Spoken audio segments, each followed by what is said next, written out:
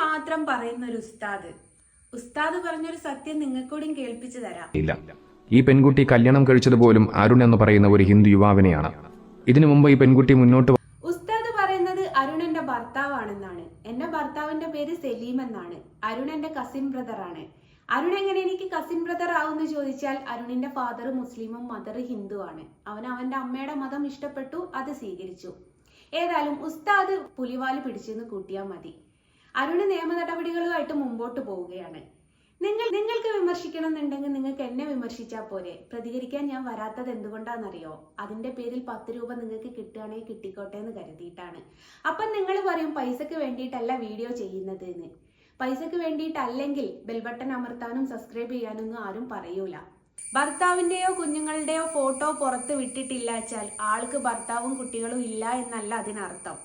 ഞാൻ എൻ്റെ ഭർത്താവിന്റെയും കുഞ്ഞുങ്ങളുടെയും photo വിടാത്തത് social media ഇപ്പൊ എന്നെ ആക്രമിക്കുന്നത് കണ്ടില്ലേ? ഇതേപോലെ എൻ്റെ കുഞ്ഞുങ്ങളും ഭർത്താവും ബലിയാടാവാതിരിക്കാൻ വേണ്ടിയിട്ട് മാത്രമാണ്.